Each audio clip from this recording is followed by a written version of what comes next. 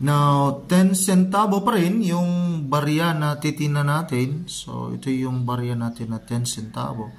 Kaso, ito yung year na 1977.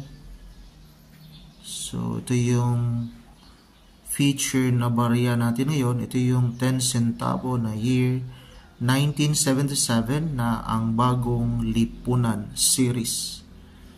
So, ito yung barya na si Francisco Baltasar.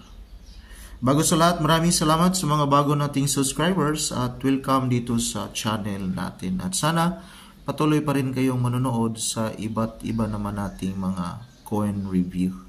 Now, diretso tayo. Dito tayo sa value update. Now, again, may source tayo dito kay Carousel PH. So, maraming sources tayo, pero una, ito yung titingnan natin.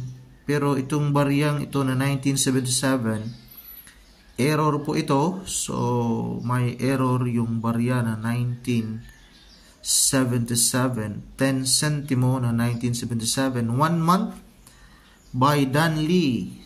As coin collectible. Dito may selling value siya na 200 pesos.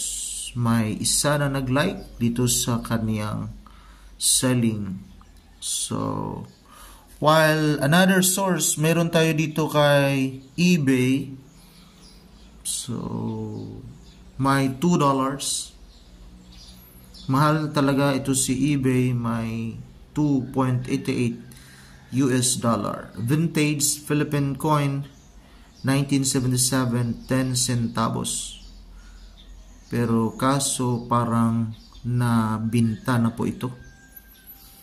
Now, try natin tingnan dito kay in.numista.com. Ito yung barya na 10 centimo na 1977. Ito kasing 1977, marami kasing variation or klase na na-produce itong 1977. May 4 na klase na 1977. Ito yung common. Una, may 29% yung kanang frequency. Pangalawa, ito yung Franklin Mint. Mate, may 0.6%. Meron lang 10,000 examples. Pangalawa, yung Franklin Mint na proof coin, may 1%, may 4,822 examples. Tapos, itong pangalawa, pang-apat, Franklin Mint Special Uncirculated, may 0.3% yung frequency. Ito yung pinaka-kunti, 354 pieces.